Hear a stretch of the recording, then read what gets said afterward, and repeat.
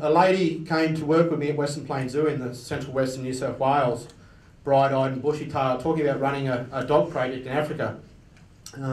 Quite a sweet young lady at the time called Kelly Lee. And she went on to become Dr. Kelly Lee and set up the African Wild Dog Conservation Project. And there's Kelly in action.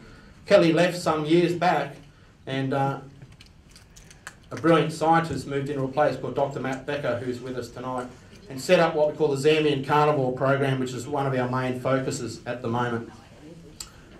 And there's Matt. You didn't know I had that photo, did he? Matt at home in Montana with his best friend.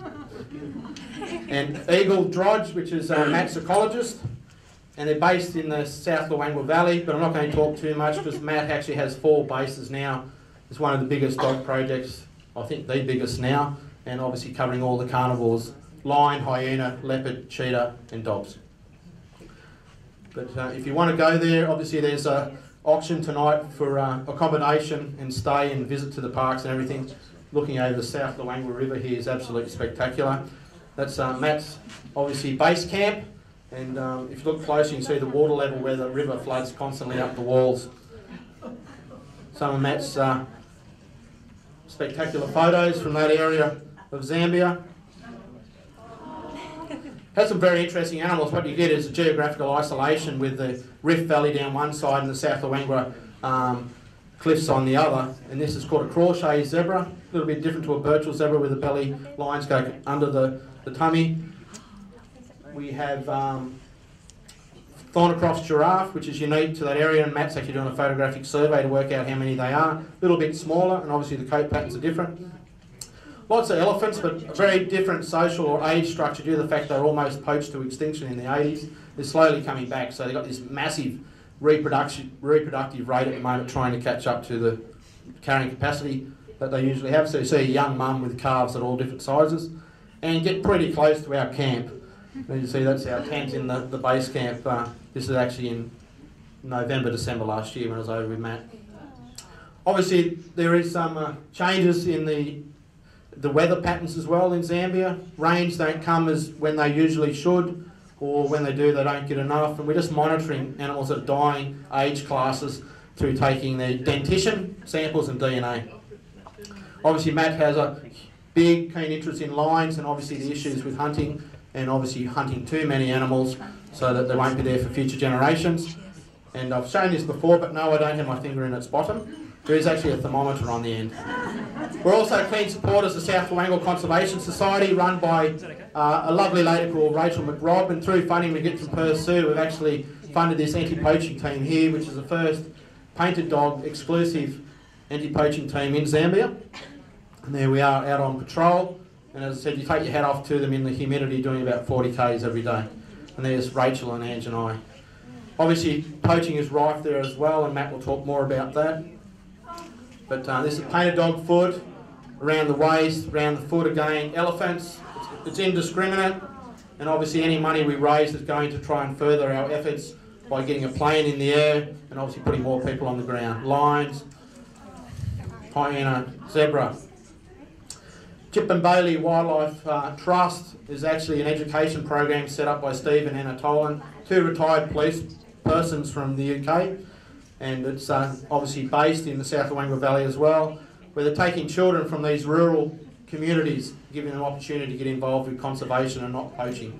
Obviously there's not many employment opportunities at all, so we've been supporting the education officer for that facility, or we did for the first 12 months, and now we've secured funding for that through Perth Zoo itself. There's Anna with some of her babies, and if anyone knows, it's a lesser bush baby, very, very cute. Warthog, and obviously that's the first education officer. There is a new lady there now that we're supporting, but obviously doing tree planting programs and getting them involved. Obviously you need the teachers to stay and the students to stay, so they've tried to improve the accommodation, and that's obviously the girls.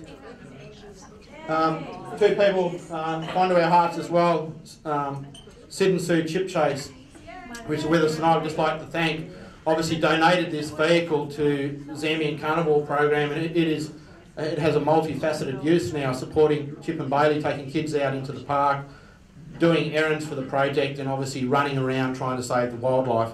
It has arrived, and we do have a photo in a minute, so thanks to Sid and Sue again for that. Thanks to Steve Harrison and Save Foundation with us tonight as well, which sold us this Holden Rodeo at a bargain basement price. It has also arrived, and this is Matt's vehicle to get in between all the 4 projects to keep everything running. So thanks guys for that as well. Obviously a lot of that couldn't be achieved without the assistance of a lot of the committee, and in particular Tracy and Brian Bernasconi from Backpacker Car Rentals in Fremantle. Obviously assisted in getting all those vehicles ready, so thanks to those guys as well. One of the other things we've done is assist the domestic dog vaccination program for Matt to try and eradicate diseases such as distemper, parvovirus and rabies from getting from the domestic dogs to our beloved painted dogs. And obviously trying to keep an eye on them. One of the other things we just got involved with is the African Wildlife Conservation Fund in Survey Conservancy with another painted dog researcher called Dr. Rosemary Groom, and we've actually supported to the tune of around $7,000 the education flyers and that to try and keep her project going. Obviously Amanda Ash, sorry, I tried to find the new photo. It will soon be Dr. Amanda Ash. Amanda's our first PhD student, which I supervised, and obviously we assisted her with her transport and airfares to get into the field in the first year. So congratulations to Amanda for that long journey. We obviously have some great patrons. We haven't seen him for a while. Bigger, larger than life, and I'm sure the ladies would like to see him again. Bradley Trevor Grieve, who's in Costa Rica at the moment, living and hiding away from the world. And we've had a few great functions with Bradley, bearded and unbearded and big and small. And Bradley recently caught up with the Zim guys in the US at a conservation function as well. Younger, all-round great guy, Tony Park, which we'll hear more about. Obviously last year we had the Delta and done well. Let's hear it again. We obviously raised all our funds through nights like tonight, so obviously people are always generous in supporting us, and obviously Tony will put up, hopefully, we haven't spoken about it yet, a couple of names in his next book, if you want to bid on those, which is always great. I've been in there as a dwarf painted dog researcher. Dwarf Kiwi. We had a patron before Tony called Dr. Luke Hunter, who's now the CEO of Panthera, based in New York. We get out in our suit occasionally, and get out amongst the community. We do a lot of work with the Riding for the Disabled games, so we've got out on the horse and work with the disabled kids, giving something back to the community. Been at RSPCA All Paws Walk, been at the Zoo's Wildlife Conservation Days, and we've had some great, obviously, nights of raising funds, and obviously Mr. Nicholas Duncan, which will be auctioneer tonight, has been a success of a lot of our auctions. Obviously you'll see him in action if you haven't seen him before tonight, but we've had some great art auctions and had some really good laughs. We also got involved with the Absolutely 80s, so anyone who's old enough to remember the 80s, obviously Kids in the Kitchen, Scott Kahn there, Ali Fowler from Sons and Daughters, but also Shantuzzi, Brian Mannix from Uncanny X-Men, Sean Kelly from The Models. We've had functions with them as well, which have fundraised for us. We've got out to schools and done more community education work. We've set up, obviously, merchandise, which is going well tonight, so thank you for those who bought. If you want something, have a look at the back. Obviously, our memberships, we're on Facebook. We've got our new website, pack adoptions, life memberships now. As I said, there's Smiling Rick, the very first one. And they're the pack adoption plaques. Thanks to Beck Wood's sister, Leah Austin. She actually has set up her own pet shampoo range with Picasso, our caricature on there. And thanks to Sue Chipchase, who runs Pet Magic, the largest pet franchise in WA, sells that for us, and funds go to us. We launched this last time, but we've just been recently endorsed by Sir Richard Branson, which hopefully will bring great things to us, but not only us, the dogs is the main cause for us. I recently attended the very first International Painted Dog Conference in Pittsburgh Zoo, and this is obviously with the CEO, Dr. Barbara Baker. And also got to meet up with one of the other legends in the dog world, and that's Mr. John Tico McNutt from the Botswana Predator Conservation Project. Now, Dr. Matt Becker holding a chihuahua. We'll have to talk about that later. But there you go, there's the rodeo in Zambia.